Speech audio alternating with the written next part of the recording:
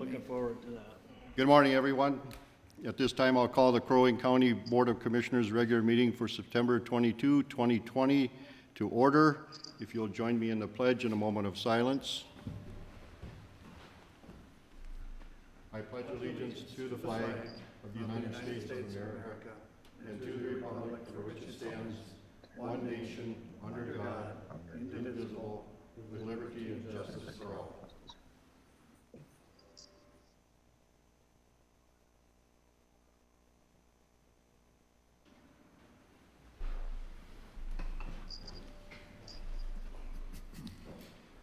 Thank you, everyone. For the record, Commissioners Franzine and Coring are joining us via the Teams platform, so they are in attendance today. At this time, open forum. Anyone may speak on a subject that is not on our current budget, or our current agenda. No one. We'll move to number 3, which is to review and approve the September 8th, 2020 regular county board meeting minutes. I'll move approval. Motion by Commissioner Hoag. I'll second. Second by Commissioner Brecken. All those in favor signify by saying aye. Aye. Aye. Aye. Those not in favor say nay. Thank you. Any additions to the agenda? I would look for a motion to approve today's agenda. Also move. Motion by Commissioner Brecken. Second. Second by Commissioner Hoag. All those in favor signify by saying aye. Aye. Aye. Aye. Consent agenda, number 5. Any concerns on the consent agenda? With that, I'll look for a motion to approve our consent agenda. Move approval of consent agenda. Commissioner Hoag moves approval of the consent agenda. I'll second. Commissioner Brecken moves, or the second on the consent agenda. All those in favor signify by saying aye. Aye. Aye. Motion passes. Number 6, land services. 6.1, 2020 budget amendment for the fire tower park improvements. Good morning, Mr. Chair, Commissioners. At your last board meeting, you had instructed us this budget amendment was before you then, and I was instructed to bring back a more itemized list for the costs that pertain to that budget amendment. So attached to this budget amendment is a more itemized costing on what would go on at the fire tower. I'm sure you see the list there, so I'm open for any questions on any of those costs. Mr. Chair, if I can. Gary, we are talking that the cost of that shelter at the top by the fire tower itself is what, $63,000? Correct. Okay. My only question with that is that I'll say selfishly, it'd be nice to have that up there, but would there be any other use for that money that you would see better use for that in the county? Mr. Chair, Commissioner Brecken, just in the last few days, we were looking at trying to do some trail improvements out there, and if you've walked up to the fire tower, there's a couple of switchbacks. We have a beautiful wildlife loop, and with the cost of materials, currently we could do some better trail improvements instead of that shelter to enhance safety and long-term erosion and just kind of refixing up those trails. It'll be a long-term probably fix, not just an improvement, just a real fix to those trails. I would think that could be, at this point, a better use of the funds potentially. Mr. Chair. Gary, what would the schedule be as far as the, these items that you've got on here? Is this all projects that would be completed this year, or is some of this carry over into next? Or Mr. Chair, Commissioner Hoag, this would be pretty much all completed except for probably the construction of the tower. We would purchase the materials. If we could get the contractor there, we would try to get it completed. But pretty much the rest of these items would all be finished this fall yet, before it got too cold. So Gary, I have a question, because you and I talked about creating more of an approach with steps going up the trails, particularly the more steeper trail, to mitigate some of the sliding of the granite, or at least the rock that's, which is mostly due to the people just walking on it, and it pushes it downhill. And on here you have steps on the two trails that currently exist. And I may have misunderstood during our conversation the other day, but we were going to just put several of those in to try to mitigate it. If you didn't spend those dollars on a shelter at the top of the hill, would you put more steps in? Is that what we're discussing here? Sure. Mr. Chair, my understanding now is that 40,000 will cover one trail because of it's so long on that, the bigger loop trail. The cost of lumber has also significantly increased since the last time we had costed this back in, it was months ago. But that money could definitely be used to continue on the main trail and the other trail. And potentially we have identified one kind of 4 or 5 stairs on the new trail that could use stairs to mitigate erosion and safety, enhance safety. So we could enhance the number of stairs. Yes, Improve, have a absolutely. greater number of them. Mr. Chair, if I could, Gary, Hogue? could you just again walk us through, I guess maybe for the people that are watching more so, but where these dollars come from? Oh, sure. As we are going to be discussing a levy later on today, just so it's clear that these are not levy dollars. Sure, Mr. Chair, Commissioner Hogue, absolutely. I'm a little remiss to say that I should have started out with that, is that it's, for me, easy to forget that not everybody knows where this money comes from. And this funding here comes from the proceeds from our timber sales and our land sales. Basically, you can kind of think of the timber sale that generates about $1 million a year on average. Land sales over the last 3 years have also been averaging over $1 million in sales. So we have an apportionment. After we pay all the bills, the last few years, we've had over $1 million that is left over from keeping the operations going. And so this is where that money would come from. What's really great about it is it definitely doesn't come out of the wallet of the taxpayer, as far as property tax goes. That's what people are concerned about. Thank you. Okay, Mr. Chair, it has designated purpose, correct? Correct. These are more restricted funding too. So you would think, well, let's take this money and do other things. They are restricted to specific uses and expenditures. Mr. Chair, do we track the number of people that visit the parks and maybe how many people are going up and down the tower? Mr. Chair, Commissioner Brecken, unfortunately, we don't have a good way to do that yet, but we are looking at ways that we can get a better count on how many people are not only using the fire tower. We have beautiful Milford Memorial Park, the community park down South Long Lake.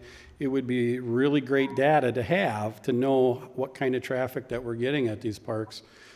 So we are definitely rigorously looking at a better way to accomplish that. But currently we don't.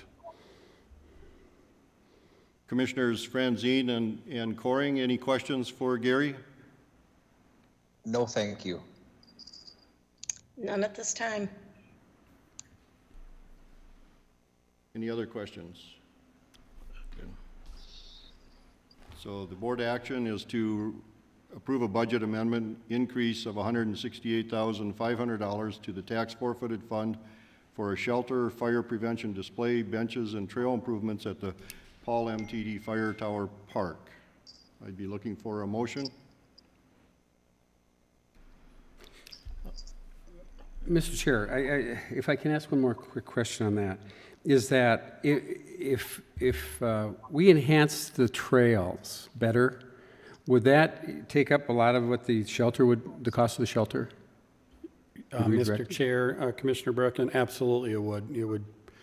I would like to make the motion that we hold off on doing the fire tower till a future time if we see that the activity needs that. And my motion would be is that we redirect those funds to enhance the trails and better access to the tower at this time. Okay, so what your motion in effect is saying is that we would approve the entire amount, Correct. but not the shelter and, let me see what the other, To enhance the access to the foundation. tower itself. The shelter and the foundation, would that be correct, Gary? Correct. I would, if, for clarification, Mr. Chair, one of the things is we wouldn't have to do the shelter. We'd have money to reallocate to trails. We still could do a few more benches and maybe a picnic table up by the fire tower itself for when folks are up there and they want to kind of, just spend some time up on top of the hill there. Okay, and that's, Yes. Okay. so I'd look for a second. I'll second. Commissioner Hoag seconds that motion. All in favor signify by saying aye. Aye? Aye. Not in favor signify by saying nay. Motion passes. 6.2, the 2020 budget amendment for a vehicle purchase. Thanks again, Mr. Chair, Commissioners. The second budget amendment would be for a utility vehicle, a side-by-side UTV with, that would also be outfitted with tracks.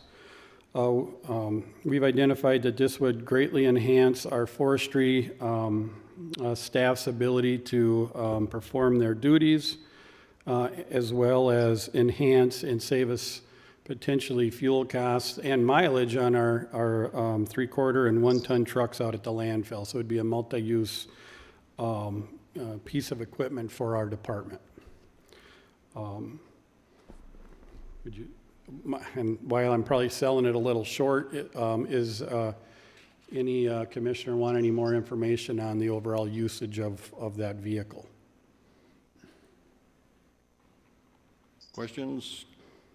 Commissioners Coring and Franzine, any questions? Not right now. None from me. So I would look for a motion to approve a budget amendment increase of $33,000 to purchase a side-by-side for the Crow Wing County Land Services Department. I'll make the motion. Commissioner Hoag makes the motion. I'll second.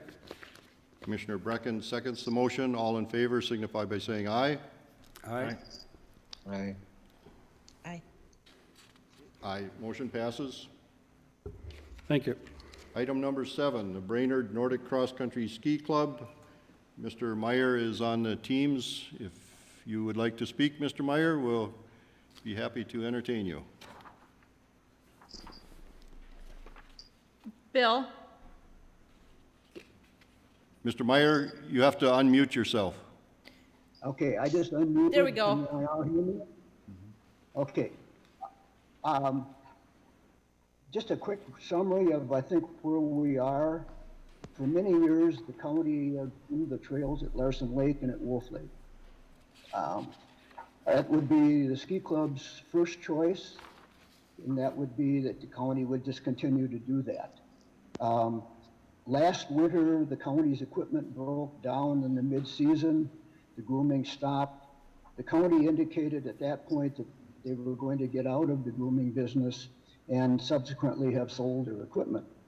They did agree to finish the season last year after some comments and so forth from the ski community, but then I believe the equipment was sold during this past summer. So accordingly, the ski club put together a proposal of what it would cost the club based on our past experience at the Arboretum, Forest View, French Rapids, for us to move in and do the grooming on the county lands. We came up with $9,180 on that proposal, which was submitted to the county. The Larson Lake system is covered by DNR grant and aid grant for ski, out of the ski fund. And those grants are too small to cover the actual cost. We found over the past years that they cover maybe 2/3 at best of the actual cost of grooming. So the ski club in the other situations has gone out and done a lot of fundraising. We have a ski swap, we have a ski race, a number of things to raise the difference in those funds. And as we look at the Larson Lake and Wolf Lake situation, only Larson Lake gets the ski grant. Wolf Lake is not covered by anything at all.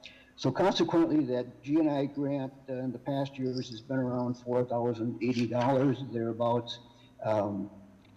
And so in round numbers, we gave to the county, we said, okay, if you would give us the grant and $5,000, we would cover that, the grooming for this upcoming winter, which would entail grooming at least once a week and a couple extra times figured in for heavier snowfalls.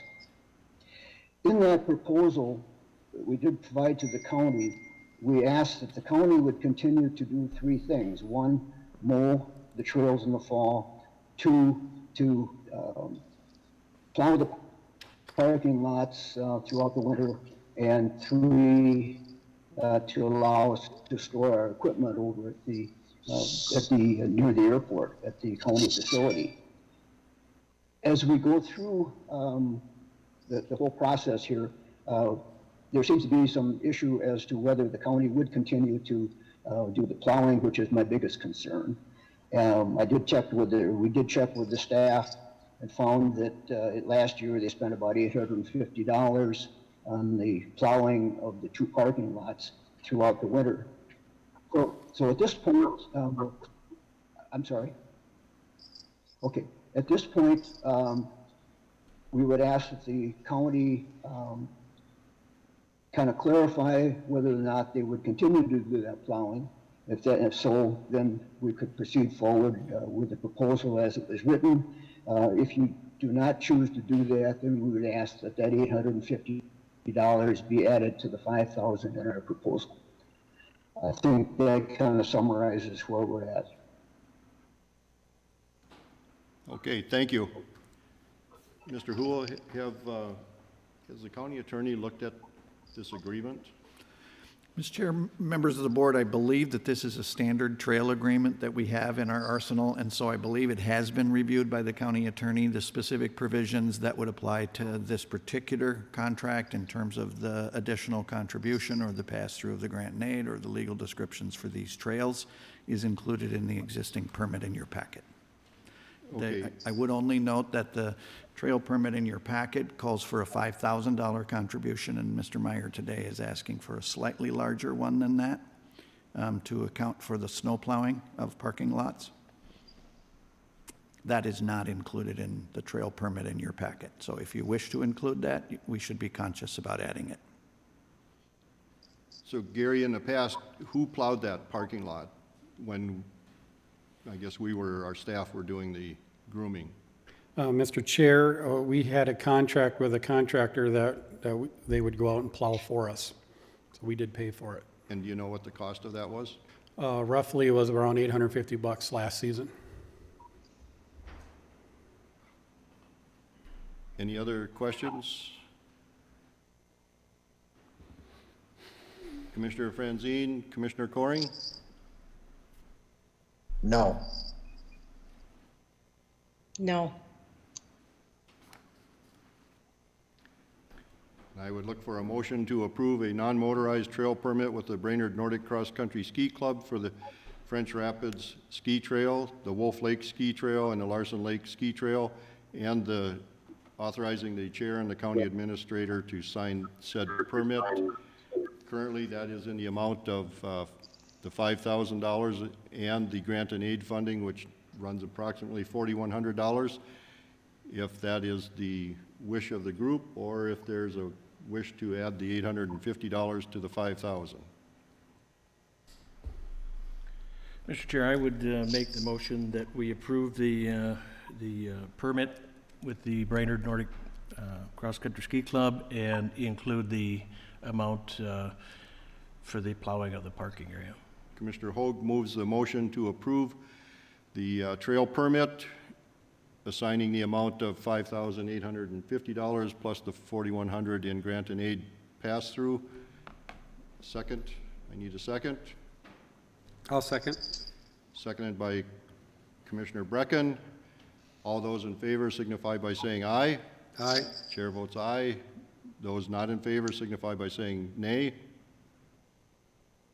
Motion passes. Thank you, Mr. Thank you very Meyer. much. Thank you.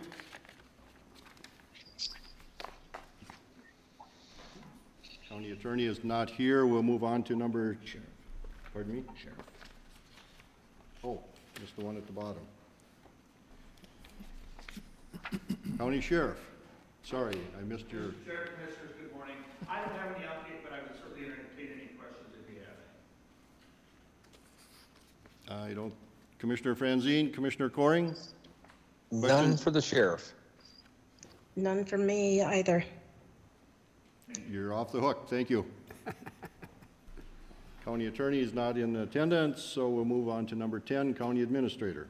Mr. Chair, members of the board, most of the senior management team's efforts over the course of the past week have been focused on preparing of the preliminary budget and levy, which is next on your agenda, and so I'm going to defer to that presentation. Thank you. So we will move on to number 11, which is the 2021 preliminary budget and levy adoption. 11.1, 2021 preliminary levy resolution. Looks like Mr. Mayoki will present.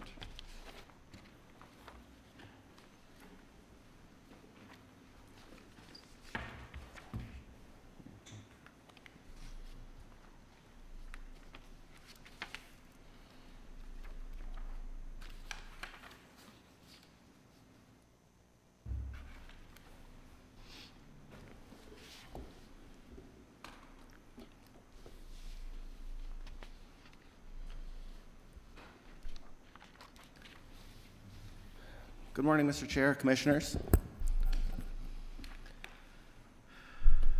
we go. Got a tag team here. This morning, we are meeting to discuss establishment of the preliminary levy for 2021.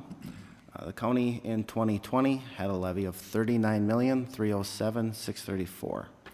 The proposal before you today is for a preliminary levy for 2021 of $41,262,480. Which is an increase of $1,954,846. Keep in mind that the preliminary levy that we set today is the highest levy amount that we can have for 2021. We are able to negotiate our way or navigate our way lower by the end of December, but this is the highest amount that we can request at this time. Mr. Chair, just a point of clarification. We can set the levy at whatever levy we Yes. want. There is no maximum levy that you can set. And so this levy is, if you set the number at this level today, you can go down, but you cannot go up. That's what Nick means by maximum levy. Yes, thank you for the clarification. We also need to establish the preliminary levy for unorganized territory. For First Assessment District, the 2021 preliminary request is $1,074,355. For Second Assessment District, we are asking for a levy of $66,048. We also have to establish a preliminary levy for the Crow Wing County HRA. They did not make any changes to their request from 2020, so their 2021 preliminary is $729,500. As a reminder, our county is split into 5 service centers. We have governance services, which is commissioners, the administrator, the attorney's office. We have public safety services, which is our jail and our law enforcement. Land services consist of the recorder's office, the assessor's office, and our customer service team, as well as our environmental services divisions. Highway services is our maintenance shop, our construction and our maintenance for the roadway system. Community services has income maintenance, social services, amongst others.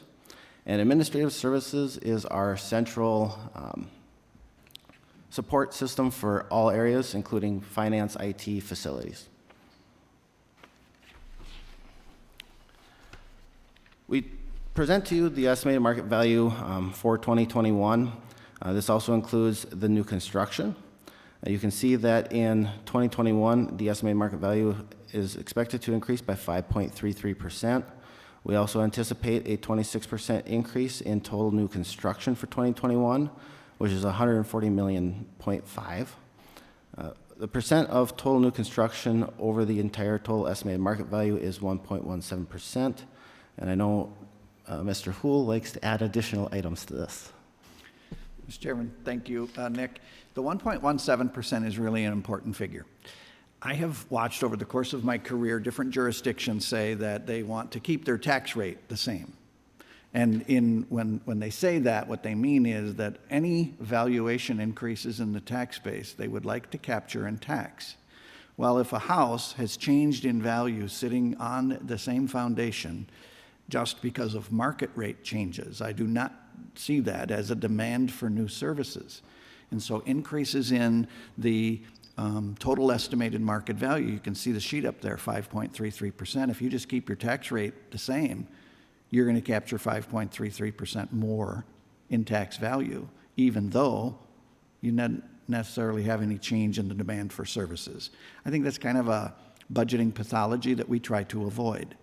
On the other hand, the new construction, one I think can make a plausible argument that if you build new houses, new developments, new infrastructure, that is a demand for more services. We have to provide fire protection, we have to provide sewer and water, we have to provide whatever else that the public services are. So that 1.17% in new construction is an important figure. And as we sit here today and we look at the 4.97% levy increase that's proposed, I would argue that you could subtract the 1.17% from the 4.97%, and you're spreading the difference across the existing tax base.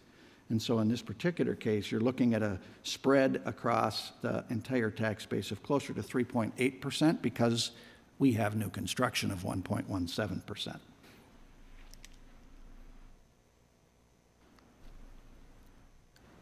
So let's continue on. Again, the 2020 request was 39.3 million. The request for 2021 is 41.262 million. That is a 4.97% levy increase. The departments were asked to come back with a 5% or less, and they were able to accomplish that. Some of the pressures that they saw when navigating through the budget this year, Department of Corrections, we see a revenue loss of $969,000. The Department of Corrections did not cancel their contract with us, but they did inform us that they will be pulling their inmates from our jail. That is a direct impact to us for revenue from that source. We also have a 27th payroll. Once every 10 years in the 26 payroll cycle, we have a year that we hit 27 payrolls. It's a timing thing. Staff is not paid more because of this 27 payroll. It's just the manner of where it falls with payday itself. That impacted us with 1.127 million across the entire organization for that final payroll for the year. We also see that our investment income is dropping drastically. Due to some cash flow challenges that we have, we've pulled some of our CDs and some of our investments into a money market savings account. That money market savings account last year was around 1.5 to 2%. This year, we're currently at just over 0.01% interest. We also have a significant CD that is maturing at the end of this year or this month. That one was at a 2.5% interest rate. The offer that is on the table from our bank right now is a 0.5% interest rate. So we did account for $293,985 in lost revenue from investments. This may be a little conservative depending on how the pandemic plays out, but this is our estimated at this point. We also have the challenge of a need for fund balance growth. All of our major funds outside of highway are below their minimum per our own policy, and we need to begin to work towards improving that. So there is built-in fund balance growth into the budgets to help us get back to that minimum, but that adds an extra layer of complexity for our departments to navigate when they can't touch that levy source to offset operations. We started out the initial request with a $44,592,000 levy request. The SMT members worked together very closely over the past few weeks to navigate down to a point where we are comfortable putting forward the $41,262,000 or the 4.97% levy increase. They were able to reduce their levy request by $3.3 million over the last few weeks. To build on the fund balance portion a little bit, this chart shows the historical trends for all of our major funds that are levy-based. The general fund is the gray fund. You can see that we've been trending downward. At the end of 2019, as this is a once-a-year snapshot, the latest data we have is at the end of 2019. It's at the end of every year that we look at fund balance. The general fund at the end of 19 was at 11.9 million. Of that, restricted and committed was 3.1 million. That fund actually had a minimum of $10.8 million. We were negative 2.059 million in available funds once you pull the restrictions out. By our policy, we are supposed to have 35% of the subsequent year's budgeted expenditures. The reason that we established that at the 35% is we receive our levy payments twice per year. We receive it in July and in December. So we need to have enough in fund balance at year end to navigate the first 6 months of the year based on what is in our funds. Highway is the yellow line. You can see that they continue to trend up. They're trending up because of local option sales tax. At the end of 19, they had 14.1 million. Of that, because local option sales tax is a restricted fund dedicated to only those road projects that we identified in the initial request, 11.9 million of that is committed and restricted. That allowed us to have an available fund balance of $710,000 at the end of 2019. This is a fund that we adjusted the minimum down to 12% because we do have the local option sales tax coming in every single month. It allows us to cash flow that operation fairly easily, so we did reduce that to 12%. For community services, we actually had a negative fund balance. That is the dark brown, purple, it's hard to tell what color that is. We had a negative fund balance at the end of 19 of a negative $693,000. Our minimum in community services is 6.1 million, which is where our largest challenge is at right now, navigating, trying to get that fund balance back within reason. Debt service is our green line there. That will actually drop off in 2019. We are required to levy 110% of our payment for debt service by statute. That fund only carries enough to make the subsequent year's payment for debt service. Capital projects is the final line. That is the blue line. At the end of 2019, we had 1.5 million. Per our policy, we established that this should have a minimum fund balance of 2.2 million. I do anticipate that 2020 will be much lower than the 1.5, depending on how the CARES Act funding flows through the organization and if that can offset any of those capital projects that we did within that fund that were CARES based.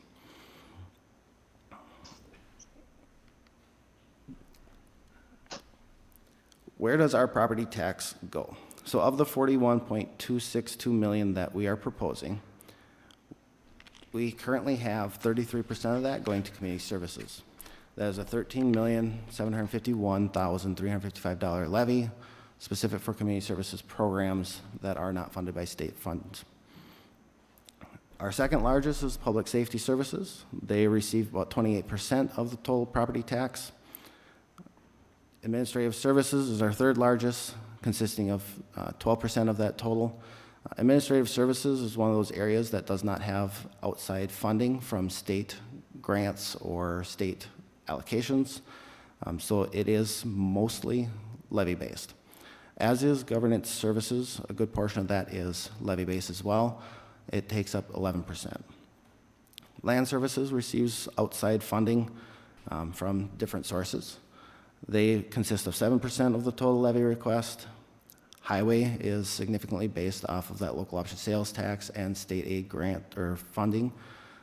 So that allows us to have a levy of only 5% of the total, or 1.892 million. And then finally on the list is capital projects, which gets a levy of $1.7 million for a approximately $4 million capital projects program. The slide that's currently up breaks out our expenditures, our non-levy revenue sources, the property tax levy, and then our fund balance change. You'll notice we've been talking about building fund balance, but it shows on here that we are actually drawing from our fund balance. This is a reflection of some additional budget work that needs to be accomplished. There were a number of items that senior management came up with at the end of last week for us to get to our 4.97 that were not reflected into our Munis system. So this number reflects what is currently in Munis. You will see by the end of this year when we do our final levy presentation at the Truth in Taxation that we should be seeing fund balance change that is to the positive as we navigate through the remainder months of building out the budget the rest of the way. We hope to improve that look.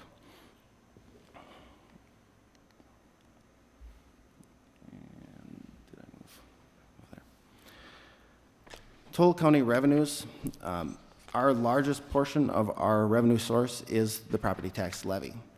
You'll notice that our second largest is intergovernmental. Those are our state aid revenues and our federal and state grants that we receive in both highway and community services, public safety, and a few other areas.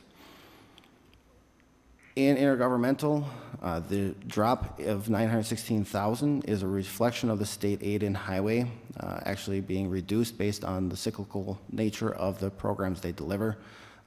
What we pull in from state and federal dollars is a reflection of how much we are actually putting on the road in our budget.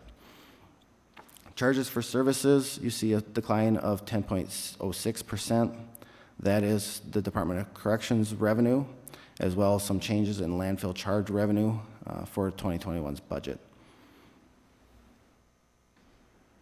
In our investments category, that is a direct reflection of the cash position and the drop in interest rates. And then in our miscellaneous, you see another $235,000 change there. That is a reduction to highway funding from outside partners. That is dependent on what kind of programs they intend to deliver over the coming year that involves outside city and township partners. We also see a drop in Sourcewell Innovations grant that ended this year, so that is no longer reflected as a revenue source for 2021. This is taking our total revenues and putting it into a graphical nature. Again, 45% of our total revenue comes from the levy. The next largest portion is intergovernmental, which is 33% of our total revenue source. And then the other portions are within there as well. Oops. That one's not keeping up with me. Oh, that's fine. Total expenditures, broken out by our primary expenditure organizational types. Public aid assistance, personnel services consists of is our largest portion of our expenditures. You notice that it is a 7.24% increase in our personnel services. Typically, we are around 3 to 5% growth in personnel services. This does include actual salaries and wages. This includes our benefits from health insurance and para and FICA and everything else. The growth here is a reflection of that 27th payroll. That's an additional $1.1 million in growth there. Backing that out puts us within our range. We did see a lot of hard work from HR this year to negotiate with our Blue Cross Blue Shield health insurance provider for a 0% change in our contributions for 2021. You also see growth in supplies and materials. This is a reflection of budget work still needing to be completed. There are items that the Sheriff's Office and other areas have put forward to remove. Again, this number comes directly from our Munis budget program. Timing-wise, it's difficult to get these changes entered in a really quick fashion. So this is showing that we still have some entries to make. Nick, if I might just go back to personnel for a second. If you were to pull out that 27th payroll, you got a $3 million increase here. That would put it at about $2 million. Would that bring that 7.24 back into more alignment with what we normally see? Yes, it puts us right back within our 3 to 5% range. Okay, thank you.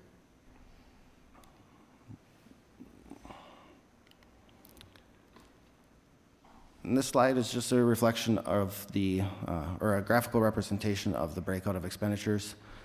Last year, our personnel services consisted of 46% of our overall expense. This year, it is at 50%. Again, that's a direct reflection of that 27th payroll. Services and charges make up another quarter of our organizational expenses. And then public aid assistance is at 13%, and then we drop off pretty quickly after that.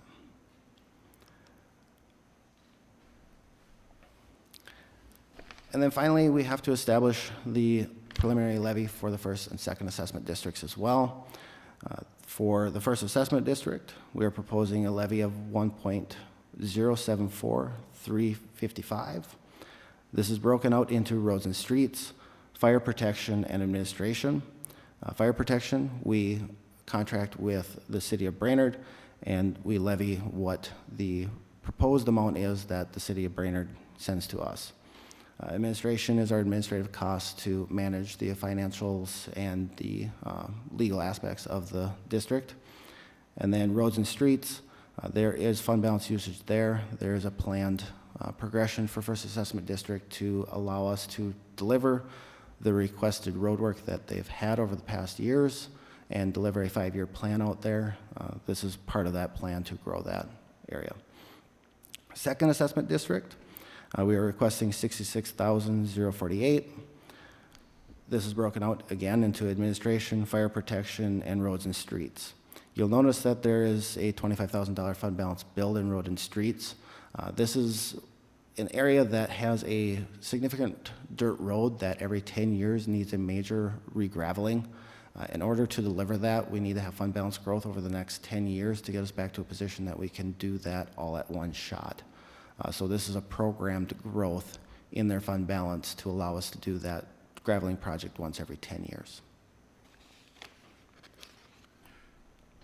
Mr. Chair, Nick, what percent increase on second assessment is that over last year's? Over last year, it actually comes out to be a significant amount because last year we made a clerical error in the submission to Land Services.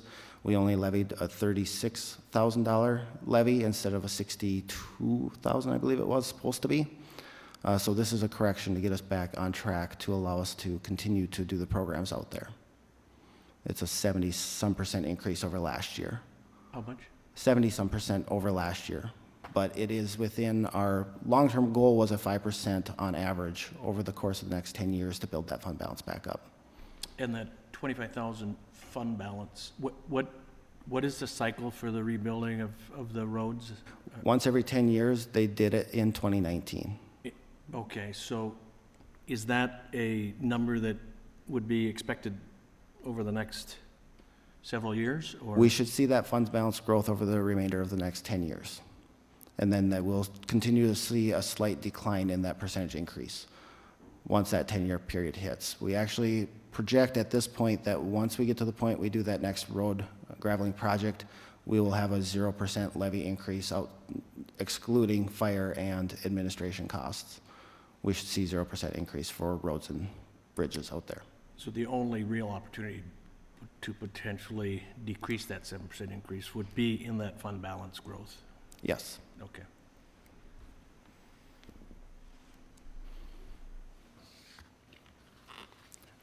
All right, with that, we would entertain any questions or comments.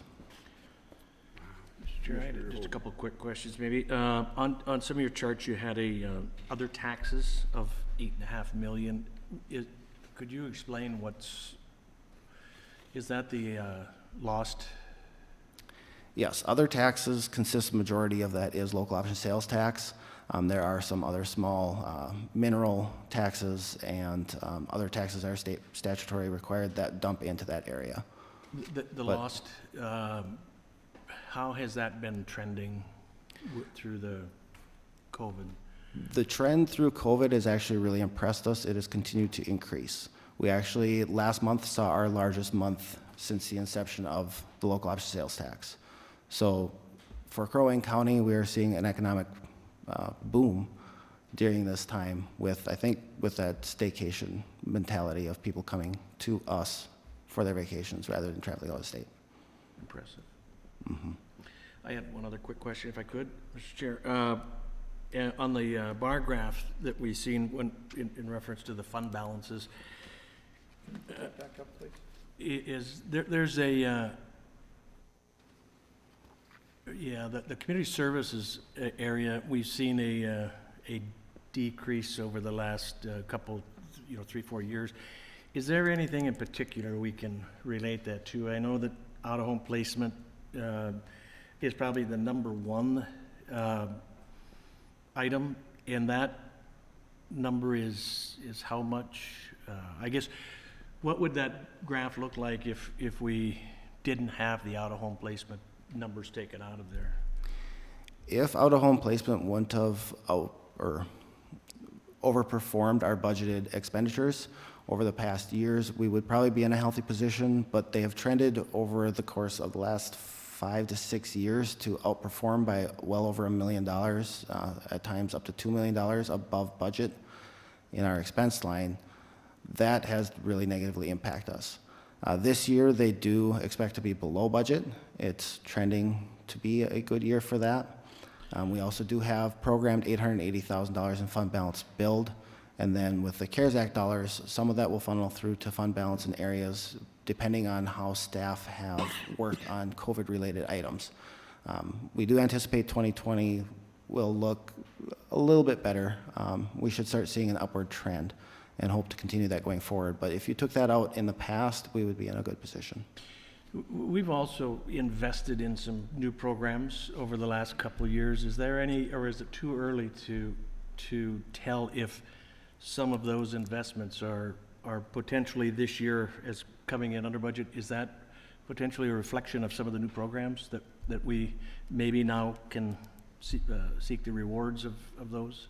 Mr. Chair, Commissioner Hoag, I defer to Kara on that answer. Mr. Chair, Commissioners, a little bit too early. Okay. But we have seen, however, with our crossover youth model for corrections, that's our social worker working with those kids who are involved in the juvenile detention or juvenile correctional side of the world that haven't quite yet transitioned over to our shop across the street. We have seen a reduction in the corrections out of home placement because of the work that our crossover work is doing. We also have comprehensive reentry in the jail, and I don't know that we have solid dollars on that yet in terms of savings and getting folks in and out of the jail and into treatment and mental health facilities faster.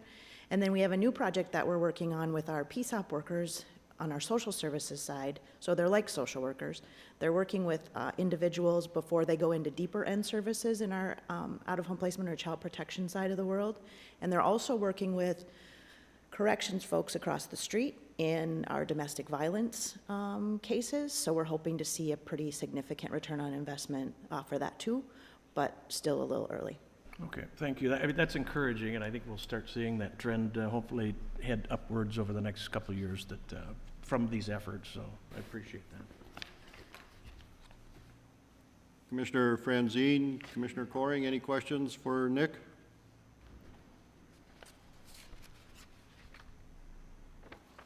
No question from me. Thank you. None whatsoever. Okay. Thank you, Nick. Thank you. Let's see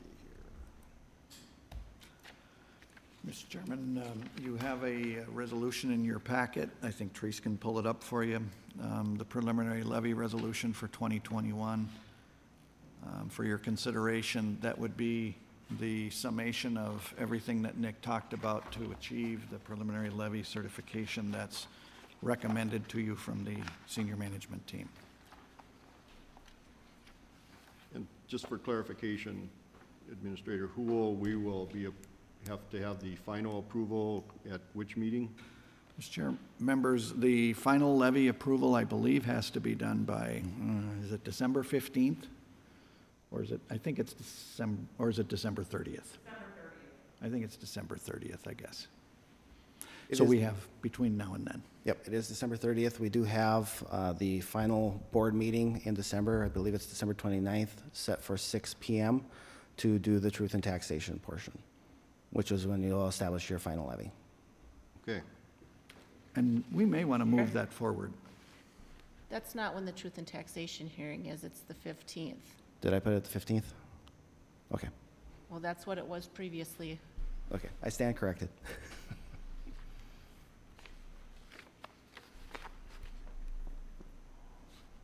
Isn't it the truth and taxation is the 15th, and then you have until, you have that 29th board meeting if you were going to make any other changes? Okay. Thank you. So with that, I would look for a motion to approve the preliminary budget for 2021 at 4.97%. That is correct, Mr. Chair. The resolution, I think, is up on your screens. I'm sorry. Mr. Chair, I would make the motion to approve the 2021 preliminary levy resolution. Along with that, thanking all the senior management and everybody involved in the budget process for the hard work put forward. Commissioner Hoag makes the motion to pass the preliminary budget. Look for a second. I'll second. Commissioner Brecken seconds the motion. All those in favor signify by saying aye. Aye. Aye. Aye. Aye. Motion passes. And I would just like to compliment the senior management team and the sheriff's office and Don Ryan's office on the efforts to get down to the 5% threshold that we asked you to get to. I know that was a trying experience, but I think you have shown your abilities to overcome some of the issues that we have currently in our world. So just want you to know that as a board, we appreciate what you folks have gone through, the exercises that you've gone through, and I think it deserves a round of applause, so I'll be the one. Good job. So thank you very much. Any other business? Commissioners, any other business? With that, I would look for a motion to adjourn. Also move. Commissioner Brecken moves the adjournment. Second. Second by Commissioner Hoag. All in favor signify by saying aye. Aye. Aye. Aye. Those not in favor say nay. Thank you, everyone. Have a great day. 80 degrees today. Go camping. There ain't many left.